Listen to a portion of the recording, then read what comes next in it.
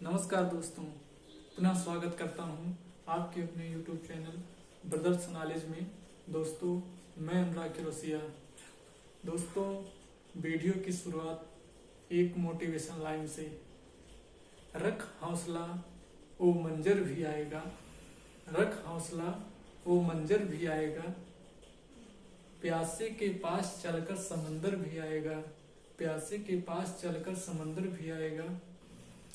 थक कर न बैठ ए मंजिल के मुसाफिर, थक कर न बैठ ए मंजिल के मुसाफिर।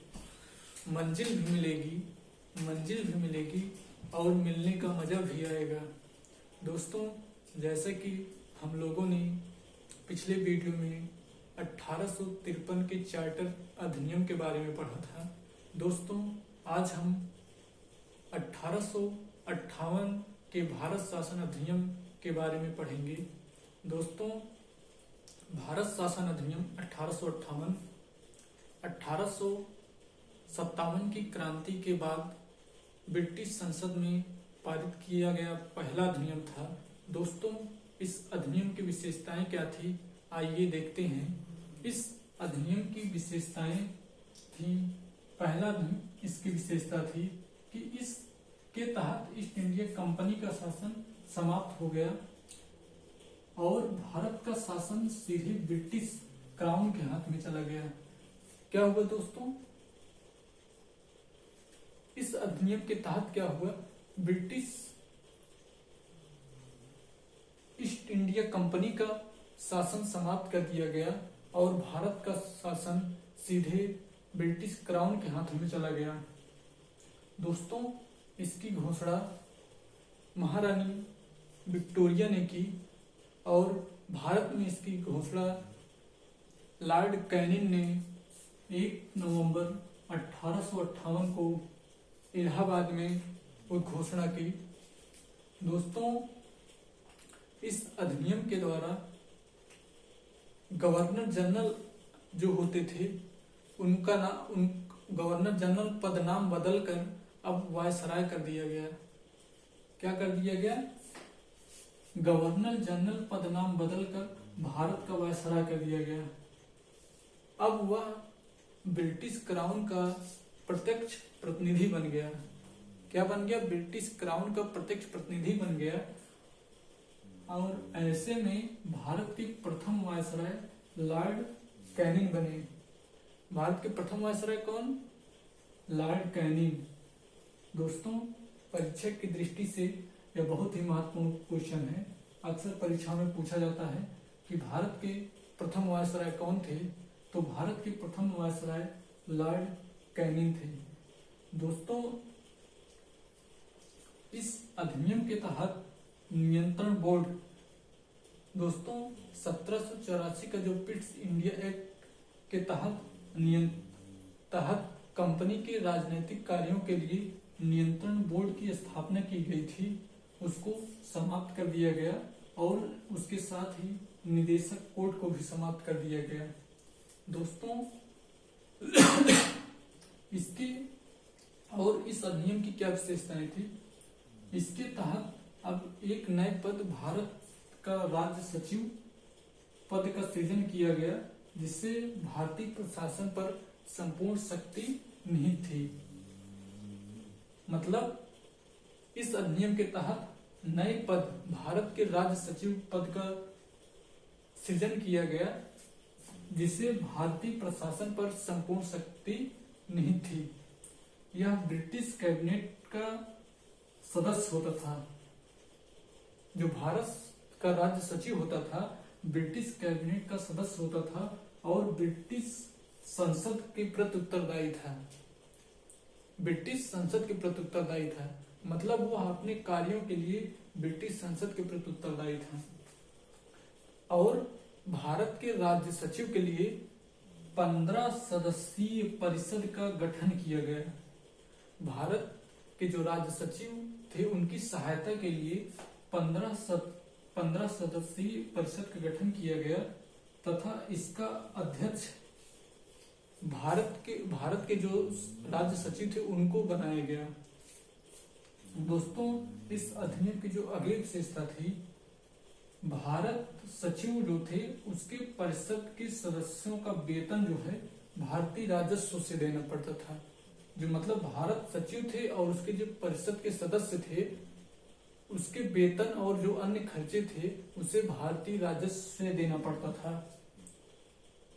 और भारत सचिव परिषद के सदस्यों को हटा नहीं सकता था। उनको हटाने के लिए ब्रिटिश संसद को ही अधिकार प्राप्त था। भारत सचिव उसके परिषद के सदस्यों का वेतन भारतीय राजस्व से देने पड़ते थे तथा भारत सचिव परिषद के सदस्यों को हटा नहीं सकता था। उसे हटाने का अधिकार ब्रिटिश क्राउन को ही प्राप्त था। उसे मतलब उसको हटाने का अधिकार ब्रिटिश क्राउन को ही प्राप्त था। दोस्तों, इसके बाद एक अन्य अधिनियम पारित किया गया जिसे 1861 का भारत शासन अधिनियम के नाम से जाना जाता है। दोस्तों, आइए देखते हैं।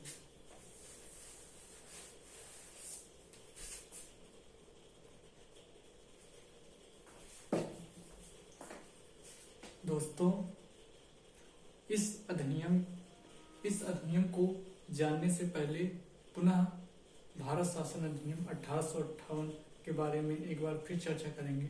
दोस्तों, भारत शासन अधिनियम 1858 के अंतर्गत गवर्नर जनरल का पदनाम जो वायसराय कर दिया गया था।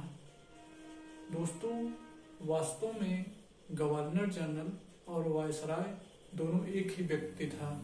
दोस्तों, गवर्नर जनरल जब ब्रिटिश प्रांतों का शासन संभालता था तब उसको गवर्नर जनरल कहा जाता था। लेकिन दोस्तों, जब वह देशी राजाओं या ब्रिटिश क्राउन के साथ संबंध स्थापित करने या ब्रिटिश क्राउन के प्रतिनिधि के रूप में कार्य करता था तब उसे वायसराय कहा जाता था।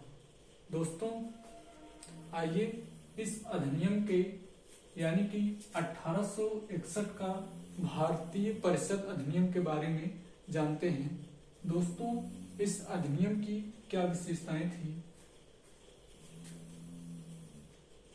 इस अधिनियम के तहत कानून बनाने की प्रक्रिया में भारतीय प्रतिनिधियों को शामिल करने की शुरुआत हुई। दोस्तों, भारतीय संवैधानिक विकास में 1861 का भारतीय परिषद अधिनियम बहुत ही महत्वपूर्ण था। इस अधिनियम के तहत कानून बनाने की प्रक्रिया में भारतीयों को शामिल करने की शुरुआत हुई और वायसराय ने सर्वप्रथम 3 भारतीयों को बनारस के राजा, पटियाला के महाराजा और सर दिनकर राव को विधान परिषद में मनोनीत किया। किसको मनोनीत किया? बनारस के राजा को, पटियाला के महाराजा और सर दिनकर राव को विधान परिषद में मनोनीत किया।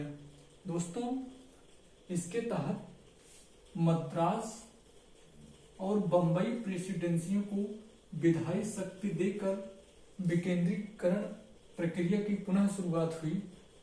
दोस्तों,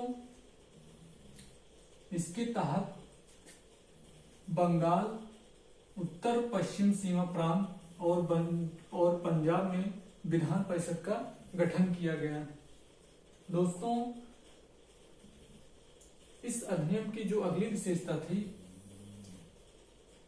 बहुत ही महत्वपूर्ण विशेषता है। दोस्तों, इसके तहत लॉर्ड कैनिंग ने भारत में विभागीय प्रणाली की शुरुआत हुई और साथ साथ मंत्रिमंडलीय प्रणाली की भी शुरुआत हुई। दोस्तों, परीक्षा की दृष्टि से बहुत महत्वपूर्ण है। अक्सर परीक्षाओं में पूछा जाता है कि भारत में विभागीय प्रणाली किस अधिनियम के द्वारा शुरुआत की गई। तो दोस्तों, भारत में विभागीय प्रणाली 1861 के भारतीय परिषद अधिनियम के तहत की गई और इसके जनक जो थे लॉर्ड कैनिंग थे। दोस्तों, इस अधिनियम की जो अन्य महत्वपूर्ण विशेषता थी ये विशेषता थी कि वायसराय को संकटकालीन अवस्था में अध्यादेश जारी करने की शक्ति प्रदान की गई। क्या की गई? अध्यादेश जारी करने की शक्ति प्रदान की गई। दोस्तों, ये थी 1861 के भारतीय परिषद अधिनियम की विशेषताएं। दोस्तों, आज के लिए बस इतना ही। दोस्तों, यदि यह वीडियो आपको अच्छा लगा हो, हम आशा करते हैं यह वीडियो आपको अच्छा लगा होगा।